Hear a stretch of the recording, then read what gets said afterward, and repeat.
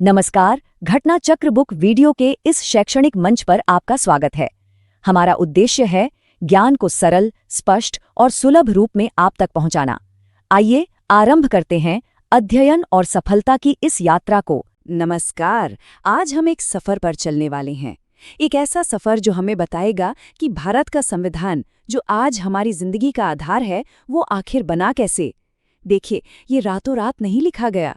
इसकी कहानी तो एक सदी से भी ज्यादा पुरानी है, जो ब्रिटिश शासन के दौरान बनाए गए कानूनों में छिपी है। तो आज हम इसी कहानी की परतों को एक एक करके खोलेंगे। तो सवाल ये उठता है कि दुनिया के सबसे लंबे, सबसे बड़े लिखे हुए संविधान की जड़ें आखिर हैं कहाँ? इसका जवाब हमें टाइम में थोड़ा पीछे ले जाता है, ब्रिटिश भारत की गलियों और पार्लियामेंट में, जहां एक के बाद एक ऐसे कानून बने जिन्होंने जाने अनजाने में एक आज़ाद देश की नींव रख दी।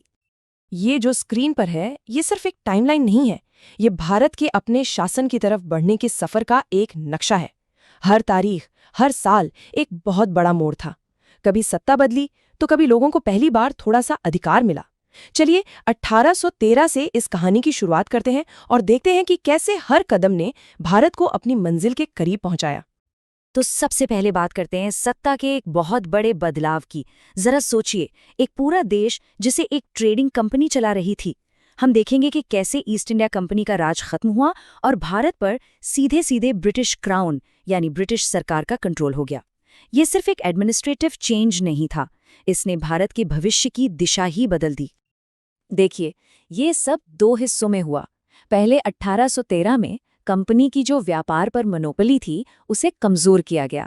लेकिन असली और बड़ी चोट लगी 1858 में, जब भारत का पूरा खजाना, सारा रेवेन्यू सीधे ब्रिटिश पार्लियामेंट के हाथ में चला गया। बस यहीं से एक कंपनी के राज का अंत हुआ और एक नए दौर की शुरुआत हुई। चलिए अब थोड़ा आगे बढ़ते हैं 20वीं सदी में। यहाँ माहौल बदल रहा था, बदलाव की हवाएं चल रही थीं और अपने हक, अपने प्रतिनिधित्व की मांग जोर पकड़ रही थी। अंग्रेजों ने इसका जवाब तो दिया, लेकिन एक ऐसे कदम के साथ जिसमें तरक्की का बीज भी था और भविष्य में होने वाले बंटवारे का भी। ये एक ऐसा सुधार था जिसके असर को दशकों तक महसूस किया जाना था। 1909 के एक्ट ने एक बहुत ही विवादास्पद आइडिया पेश किया, सांप्रदायिक प्रतिनिधित्व। मतलब इसने राजनीति में धर्म का एंगल डाल दिया, कुछ समुदायों के लिए सीटें रिजर्व कर दी।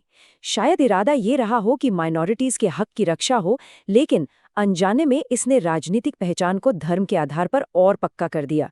एक ऐसी विरासत जिसके असर से हम आज भी कहीं न कहीं जूझते हैं। हमारा अगला पड़ाव है साल 1919, एक ऐसा कानून जिसने भारत के शासन के पूरे सिस्टम को, उसके आर्किटेक्चर को ही बदल दिया। इसने कुछ ऐसे स्ट्रक्चर बनाए जिन्हें हम आज भी पहचानते हैं। कह सकते हैं कि भारत पार्लियामेंट्री डेमोक्रेसी के एक कदम और करीब आ गया। ये वो पल था जब भारतीय विधायिका को पहली बार दो सदनों, टू हाउसेज में बांटा गया। ये सिर्फ कोई छोटा मोटा फेरबदल नहीं था, ये आज की लोकसभा और राज्यसभा का एक तरह से प्रोटोटाइप था।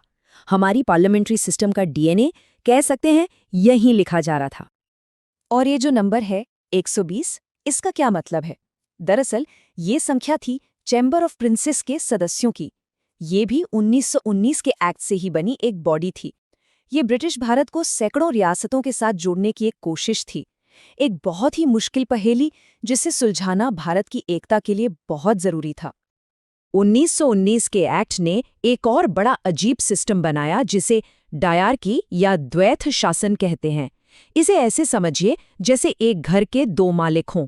ब्रिटिश गवर्नर ने घर की मेन चाबियां जैसे पुलिस, न्याय, पैसा अपने पास रखीं और भारतीय मंत्रियों को कम जरूरी कमरे दे दिए, जैसे कि लोकल गवर्नमेंट। मतलब ये स्वशासन का एक एक्सपेरिमेंट तो था, पर ट्रेनिंग व्हील्स के साथ। पर 1919 के एक्ट का असर सिर्फ संसद तक ही नहीं रहा, इसने सरकार चलाने के तौर तरीकों और वोट देने वाले लोगों पर भी असर डाला। चलिए देखते हैं कि कैसे इसने सिविल सर्विस के दरवाजे भारतीयों के लिए खोले और वोटिंग के अधिकार के साथ भी कुछ नए प्रयोग किए। ये एक बहुत बड़ा बदलाव था। भारत में ही सिविल सर्विस का एग्जाम करवाकर अंग्रेजों ने अनजाने में सत्ता के गलियारों में भारतीयों के लिए दरवाजे खोल दिए। और नतीजा कमाल का था। सिर्फ 20 साल में 1941 तक एडमिनिस्ट्रेशन में भारतीयों की संख्या यूरोपियन से ज्यादा हो गई थी। सत्ता का पलड़ा धीरे धीरे बदलना शुरू हो गया था। यहाँ एक बहुत आम गलतफहमी है। क्या 1919 के सुधारों ने 21 साल से ऊपर की सभी औरतों को वोट देने का अधिकार दे दिया था? जरा सोचिए। अगर इसका जवाब नहीं है तो वो बिल्कुल सही है। ये एक कॉमन मिसकंसेप्शन है। 1919 के एक्ट ने सभी महिलाओं को वोटिंग का अधिकार नहीं दिया था। सच तो ये है कि ये आइडिया उस जमाने के लिए बहुत ही ज्यादा क्रांतिकारी था। असली कदम, हालांकि वो भी लिमिटेड ही था, वो बाद में उठाया गया। 1935 के गवर्नमेंट ऑफ इंडिया एक्ट ने महिलाओं के लिए सीटें रिजर्व कीं।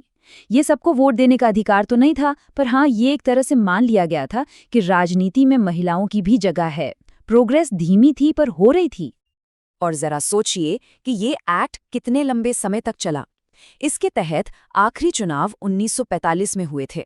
मतलब जब दुनिया दूसरे विश्व युद्ध से बाहर निकल रही थी और भारत आज़ादी की दहलीज पर खड़ा था, तब भी ये 26 साल पुराना कानून ही चुनावी प्रक्रिया को कंट्रोल कर रहा था। अब आते हैं हम अपने सफर के आखिरी और सबसे जरूरी पड़ाव पर, गवर्नमेंट ऑफ इंडिया एक्ट 1935।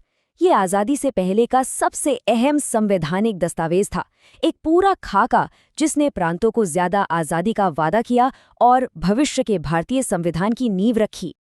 तो इस एक्ट ने क्या किया? इसने डायरकी वाले उस फेल एक्सपेरिमेंट को खत्म कर दिया और उसकी जगह लाया प्रोविंशियल ऑटोनॉमी, एक बहुत बड़ा क्रांतिकारी कदम। पहली बार प्रांतों को अपने मामले खुद चलाने की असली पावर दी गई। ये तब तक का सत्ता का सबसे बड़ा ट्रांसफर था, जो पूरी आज़ादी से बस एक कदम ही दूर था। तो इन सभी कानूनों की आखिरी विरासत क्या है? ये जानकर शायद थोड़ी हैरानी हो कि 1935 के इस कॉलोनियल कानून का एक हिस्सा आज भी सीधे सीधे भारत के राष्ट्रपति की शक्तियों में जिंदा है। सुनने में थोड़ा अजीब लगता है ना? पर यह सच है। भारत के राष्ट्रपति को जो ऑर्डिनेंस या अध्यादेश जारी करने की शक्ति है, उसकी प्रेरणा सीधे 1935 के इसी ब्रिटिश एक्ट से ली गई है। ये दिखाता है कि हमारा संवैधानिक इतिहास कितना गहरा और आपस में जुड़ा हुआ है। तो हमने देखा कि कैसे ब्रिटिश भारत के कानूनों ने धीरे धीरे आज के भारतीय संविधान के लिए एक स्टेज तैयार किया, चाहे वो 2 सदनों वाला सिस्टम हो, सिविल सर्विस हो या फिर राष्ट्रपति की शक्तियां। ये सब हमें एक बड़े सवाल पर लाकर खड़ा कर देता है। क्या भारत का संविधान पूरी तरह से नया और अपना है, या ये उस कॉलोनियल अतीत की ही एक गूंज है जिससे हमने आज़ादी पाई? ये वो नींव है जिस पर आज का भारत खड़ा है, और शायद इसकी ये जटिलता ही इसकी सबसे बड़ी ताकत है।